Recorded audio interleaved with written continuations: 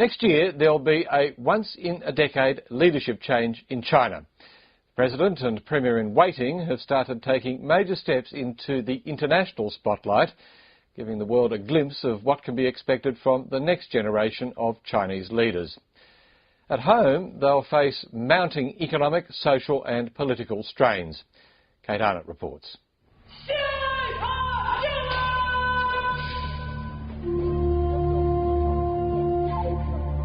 Not only do they want the international community to have some exposure to these two gentlemen, but they want these two gentlemen also to have the experience and the exposure to the international community.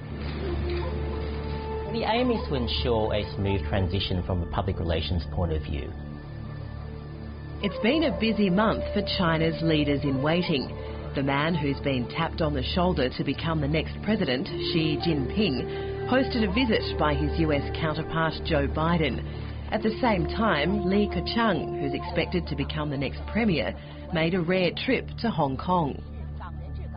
I think they would like to be in a public spotlight, particularly the Western public spotlight, to put a friendly face on the new generation of leaders. It's the beginning of a carefully managed succession. After nearly a decade in power, Hu Jintao and Wen Jiabao will retire from their party posts next year and relinquish the presidency and the premiership in 2013. In the meantime, the heirs apparent are expected to gradually increase their presence in the spotlight, giving the world a chance to size up the future leaders of China. But the political inclinations of Xi Jinping and Li Keqiang may only be truly known once they assume power. It remains to be seen how much actually the change of leadership, though the personalities will change, how much that will really affect China's decision-making. Personality-wise, the future president is said to have a very different style to the current one, Hu Jintao. I would say Xi Jinping has been characterized by foreign diplomats who have met him, also by Chinese colleagues that I know who have met him, as a person who's very comfortable with his own skin, so to speak. Many people have described Xi Jinping as charming. 58-year-old Xi Jinping is one of the privileged few who grew up as a princeling, an offspring of China's revolutionary founders. He appears more easygoing and pragmatic than other princelings, and because of that, he could prove a unifying force within the Communist Party. There are different voices within the Chinese Communist Party, including left-wings and right-wings, and conservatives and radicals. The conflict between the different groups is intense. Under such circumstances, a leader like Xi Jinping is very appropriate because everybody seems to be able to accept him. The Premier-in-waiting, Li Keqiang, was put to work in the countryside during the Cultural Revolution. Later, he studied at Peking University, mixing with radical thinkers and joining the student union. Despite his liberal past, analysts say Li and the future president are unlikely to embark on any major political reform. It's one thing they both tend to believe in is the continued authoritarian rule and one-party rule in China. So I don't think you'll see a lot of change, and I think the early indications coming out is that it will be business as usual as compared to the current generation of leaders. But there may be some limited changes. We're certainly not going to see democratic elections the way we think of them in the West, but he is under pressure to take into consideration the interests of a wide variety of groups who have influence and power in China. Even so, any reform requires the consensus of the Communist Party's ruling inner circle, the Politburo Standing Committee. And if it's divided, change will be difficult to achieve.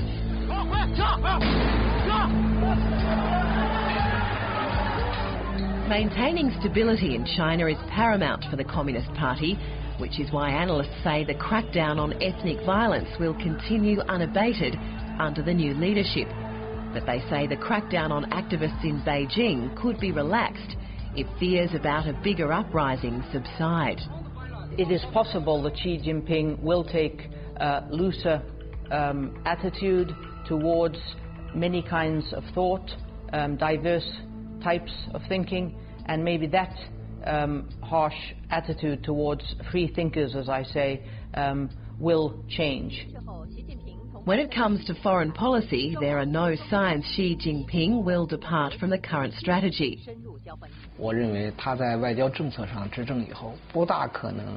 I believe that it's unlikely for him to resort to a totally different direction diplomatically and take a hostile and tough line and cause big friction. Especially where the United States is concerned. Officials say Xi Jinping, whose daughter is studying at Harvard University, is genuinely committed to good relations with the US, although the People's Liberation Army may well assert an increasing influence over foreign policy, restricting the role of civilian leaders. The problem is that as the PLA gets more influential, the next generation of leaders may actually have less and less say and power to stop certain PLA generals and colonels from asserting themselves. So, you know, the prospect for better US-China relationship is not actually that strong.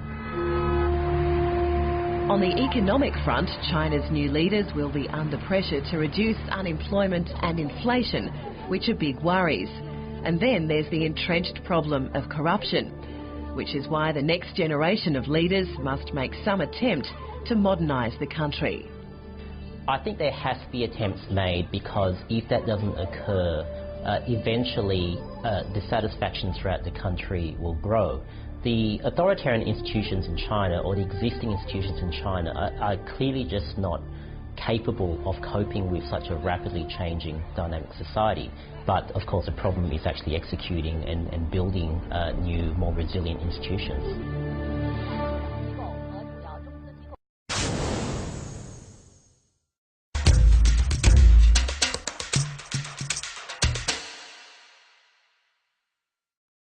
I'm Paul Maidment. This is Notes on the News. Time for investors to consider the political risks in China. There are two, and they're connected.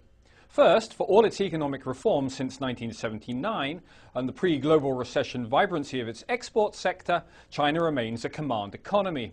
It forced a re-acceleration of growth through massive government stimulus. Not alone in that, but it thawed the credit freeze simply by ordering its state-owned banks to lend. But much of the money is going on roads and rail lines to nowhere. Big project spending is something command economies are good at. They're less good at getting a return on their capital. As our occasional contributor, John R. Taylor at FX Concepts points out, China's economic success over the past 3 decades came in part because its central planners outsourced to the likes of Walmart and Carrefour the decisions over what to make that would be most profitable to export. But now the Western consumer is broke and the central planners are adrift once more. And the second point is, this is all happening when the country's top leadership is undergoing a succession battle. President Hu Jintao and Prime Minister Wen Jiabao are due to step down in 2012. Though this is being fought out far from the public eye, what can be made out is showing unexpectedly deep divisions between various factions within the party, army and bureaucracy, with a particular rift between economic reformers and those who see economic management as part of national and party security. The Hu-Wen leadership's ability to pass the reins to their preferred successors depends in large part on their handling of the economy, particularly in the socially volatile countryside, where environmental degradation and pollution are exacerbating rural poverty. The traditional way to deal with that is to pour money on troubled waters. State spending on political, not economic grounds, allied to what looks to be an ugly succession battle, should give even long-term China bulls reason for short-term concern. For the Forbes.com Video Network, this is Paul Maidment with this Note on the News. Prosper well.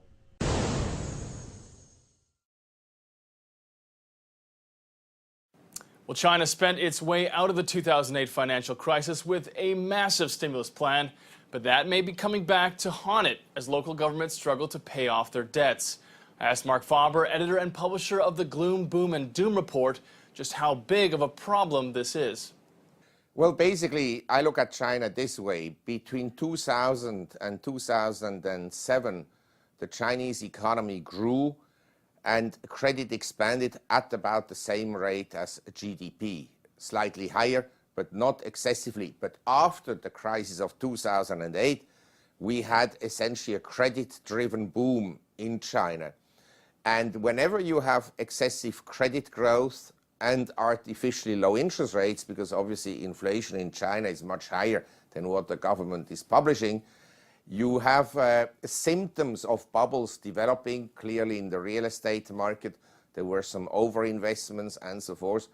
And therefore, I think a slowdown in China is coming, or possibly in some sectors of the economy, a crash. Well, when you look at the... Doesn't mean that China is unattractive from a long-term perspective. America, 1800 to year 2000, we had 19 economic and financial crises in the first 100 years in the 19th century.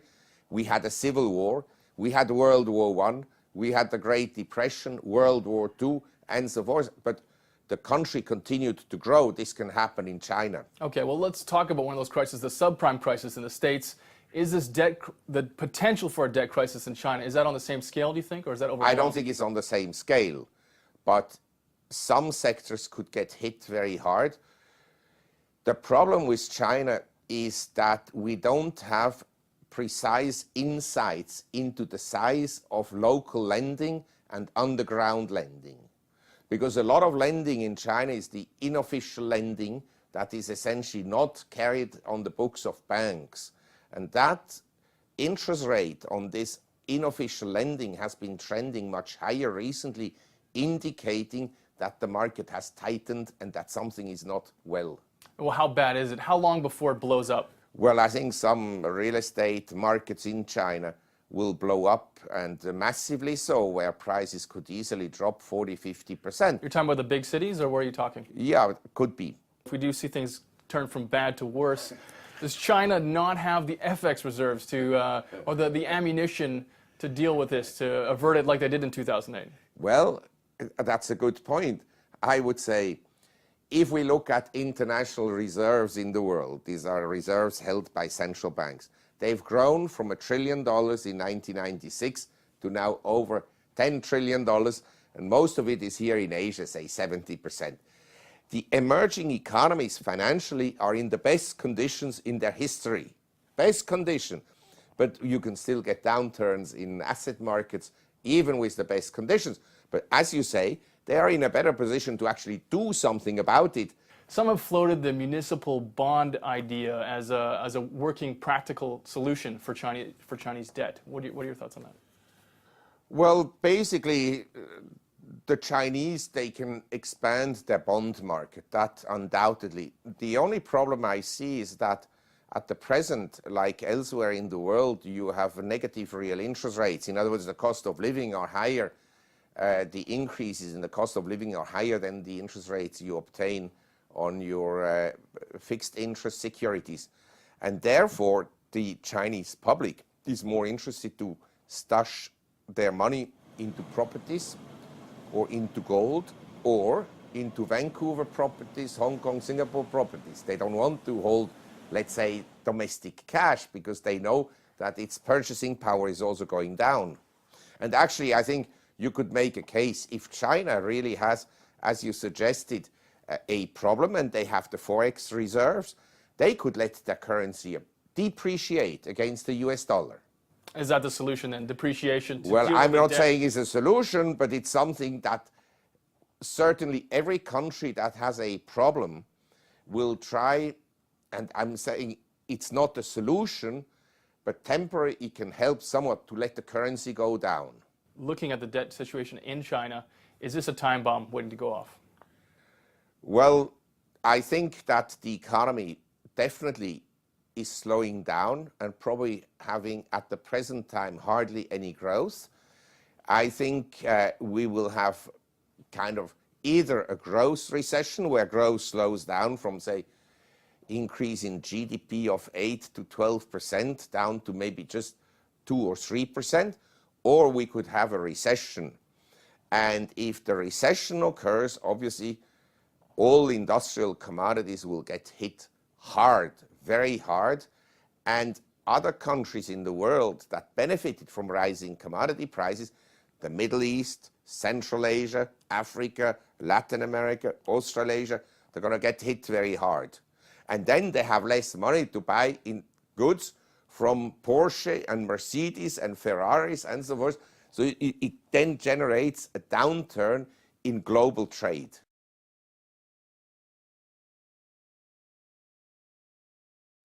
Republicans and Democrats in the United States may not agree on much, but one issue seems to bring them together: China. Whether it's the Republican presidential candidates or President Barack Obama, China's economic and military growth are often portrayed as a threat to the United States. So why is that?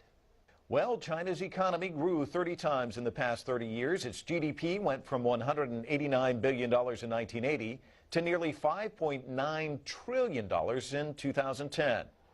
The International Monetary Fund says China is projected to become the world's largest economy in just a few years. Many in the U.S. are also concerned about the trade deficit with China. In 2011, U.S. exports were around $103 billion, while its imports from China totaled $399 billion. Critics, including Republican presidential candidates, believe the trade deficit has ballooned because of China's unfair trade practices, including currency manipulation. Here's what Mitt Romney had to say when asked how he will address the issue if he becomes president. I've indicated day one I will issue an executive order identifying China as a currency manipulator. We'll bring in action against them in front of the WTO for manipulating their currency, and we will go after them. If you're not willing to stand up to China, you'll get run over by China, and that's what's happened for 20 years. U.S. President Barack Obama also broached the subject during his meeting with Vice President Xi Jinping, who visited the U.S. this week. With expanding power and prosperity also comes increased responsibilities. And so we want to work with China to make sure that everybody is working by the same rules of the road when it comes to the world economic system. But during a speech in front of American policy and business leaders, Vice President Xi made it clear that the U.S. must also play its part in addressing issues of mutual concern. To be frank, it is very important for addressing China-U.S. trade imbalance that the United States adjusts its economic policies and structure, including removing various restrictions on exports to China, in particular, easing control on civilian high-tech exports to China as soon as possible. I don't want to go to a trade war. I want to beat China. I want to go to war with China and make America the most attractive place in the world to do business, and we need to do that with the agenda that I outlined. That was Republican presidential candidate Rick Santorum on the campaign trail talking about his China policy, a reflection of just how important China has become in an election year in the United States. To talk more about this, I am now joined by Professor Xia Tao, who teaches at the School of English and International Studies at Beijing Foreign Studies University. And joining me here in the studio is Dane Chang, who specializes in China's military and foreign policy issues. He is a research fellow at the Heritage Foundation, a Washington, D.C. based think tank. Welcome to The Heat. Professor, why don't I begin with you there in Beijing? The comments by Senator Rick Santorum kind of give an indication of just how important China has become in this election year. How is this being viewed in Beijing? Well, I understand American politics is all about catering to local constituents, so I'm not surprised at all that Senator Santorum is again talking about China using, what we call China bashing. But I think in the long term that does not work at all. Dean, let me ask you the same question. Obviously, you're playing to different audiences, certainly not playing to Beijing, playing more to America. How do you view these? Some might describe them as incendiary comments that we're hearing out on the campaign trail. Well, I think that because of the complexity of the U.S.-China relationship, there's a variety of views, and trying to obtain votes, especially during the primary season, means appealing to a variety of voters. The consistency of American policy towards China once people get elected, however, should serve as a reassurance that whatever the discussion during the campaign season, it tends to dampen out when it becomes policy-making time. Professor, let's go back to you in Beijing. There's been a lot of talk about Vice President Xi's visit here to the United States, his trip to Iowa, and of course out to Los Angeles. There's the view here within the Beltway, the Washington, D.C. area, the West. But I'd like to get how Beijing is looking at this. How's it being viewed there in China? Well, this has become a tradition in Chinese politics, especially succession politics, for the heir apparent to go to Washington, D.C. to have that kind of so-called, in Chinese saying again, a kind of a degree of gold in Washington, so that you will feel like you are qualified to be China's next leader. So this trip is viewed largely as playing into domestic audience. It's a show that he is qualified to be the next leader, and he actually has the support of not only the current leadership, but also potentially getting support from the White House. Let me ask about the military, because I know this has been an area that a lot of people have been talking about. I want to get both of your thoughts on this.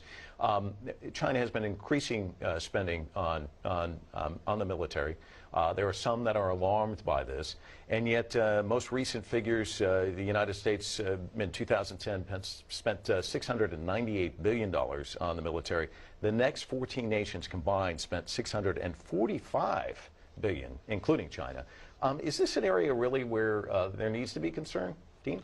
Well, several things. In the first place, I have to say that China's official defense spending figures are frankly not believed, not just at my think tank, but around the world. In what way? That they're much higher? No, the real numbers are much higher.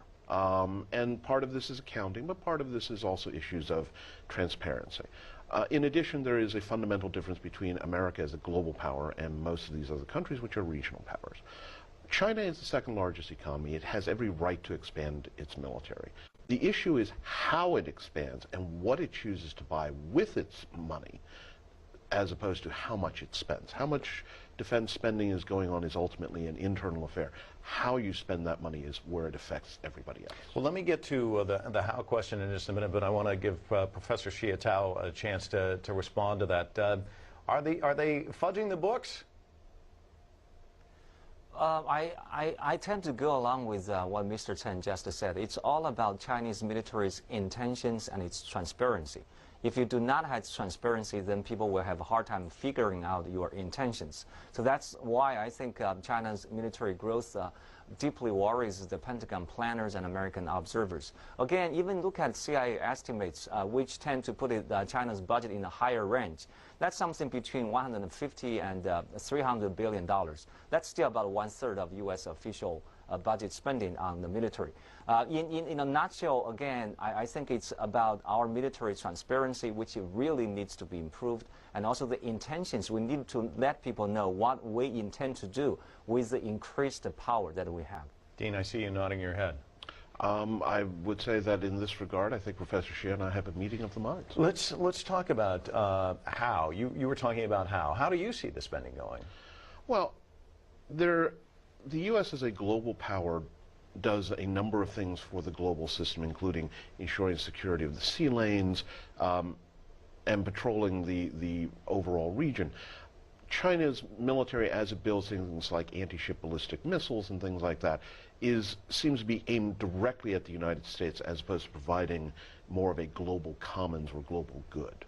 Professor Xie Tao, let me give you a chance to respond to that, and then we can talk a little bit more about the Pacific pivot that's going on at this point. Well, on this, I would not say defend our Chinese government, but I would say that American policymakers do have to understand the prevailing perception in Beijing, that especially in the light of the most recent high-profile re-engagement with Asia, especially U.S. military basing in Darwin, northern Australia. The perception here is that we are being strategically encircled. Again, this is not a new word. But our leadership feel a special sense of urgency now. You look at Burma, you look at Japan, you look at other Southeastern Asian countries, especially South China Sea. I think you guys need to understand the perception. In international politics, it's not just a reality, but it's also a matter of perception. Yeah. I take one example about the South China Sea disputes China has with the Philippines, for example. I know within the Chinese military there are some calls for a hard approach, response to Philippines' so-called provocations in the South China Sea. But so far, no response, no military response. Why? Because the Chinese Navy is unsure whether it will prevail in a possible military conflict with the Philippines on the South China Sea. And that really says a lot about the capabilities of the Chinese Navy. Of course, the Army and the Air Force could be a different story. But again, I would say in general, our military lags far behind, not just only in terms of capabilities and power projections, far behind that of the United States. We got to close things out, but I want to give you a final chance to talk about this. What do you think needs to be done if there's perception issues here on both sides? What needs to be done for both sides to sit down and to make some progress here? Well, you know, transparency is not a military affair. It's actually domestic politics. As long as the political system in general remains not so transparent to the outside observers, our military, as a very important part of that system, will not become transparent. So that would depend on the decisions of the future political leadership. Gentlemen, both of you, thank you so much for joining us today on The Heat. Thank you. Thank you. The Chinese vice president's been touring America this week and hailing ties between the two countries. The U.S. media isn't quite as positive, often vilifying the communist country, which holds more than $1 trillion of American debt in its coffers. But for the White House, business comes before public opinion, as RT's Gainech Chen reports from Washington. What a better way to celebrate Valentine's Day than with a partner who lends you money non-stop, provides you with cheap labor, and hosts thousands of your factories. To the remarkable development of China-U.S. relations, America's love for China would be boundless, if not for the growing fear of it. These guys are after us, and looking for ways to harm us. I want to beat China. I want to go to war with China and make America the most attractive place in the world to do business. Menacing ads vilifying China are typical for political campaigns in America these days. Ads like these. As their debt grew, our fortune grew, and that is how our great empire rose again. It's not too late to stop this nightmare. It's on our genes, even children's toys made in China. In short, Man, the Chinese are gonna get me! No, sweetie, the Chinese aren't going to get you. They are so! There's 2 billion of them and their economy is getting better, and with their advances in technology, they're gonna bring down America! With China being the biggest foreign creditor for the U.S., the economic interdependency between the two is raising red flags in the minds of many Americans. China can very easily just bankrupt America overnight. All they've got to do is just dump the dollars and treasuries, switch to euros or any other currency. That's the end of America. Except experts agree China would never do that because Beijing is just as interested in preserving the value of their U.S. Treasury holdings as well as the rich market for their manufactured goods. But this economic interdependency becomes a headache for Washington when China demonstrates policies independent from America's will. And the White House has to stifle discontent behind full-on smiles. China blocking the U.S.-backed resolution on Syria is one example. Russia came under fire from Washington for opposing forceful regime change in Syria, while U.S. criticism for China was far more muted for taking the same position. But the reality is that China, the West has to treat much more with kid gloves because of the integral relationship in terms of the way that the Chinese economy now is so totally woven in with the Western one. Neither country is capable of dominating the other, and neither country is going to win a Cold War type situation. As China's influence grows, President Obama has pledged to strengthen U.S. positions in the Pacific, going as far as deploying extra troops to the region. This has made some wonder whether the U.S. can reconcile with the situation when it's not dominating. Obama announced this pivot at the Pentagon, by the way, the pivoting from the Middle East to Asia. This means more U.S. interference in the South China Sea, militarization starting in Northern Australia, but maybe in contacts with the Philippines, Singapore, and Thailand, especially very close allies of the U.S. here in Southeast Asia. So the Chinese, they look at this and they see encirclement. Washington's treatment of this or that country depends on its interests. There is nothing surprising about that. But it seems with China, America may find itself hostage to those interests in a situation where it cannot simply dictate its policies. In the meantime, Beijing's economic clout is growing, fueling America's fear. I'm Gainech Chen reporting from Washington, RT.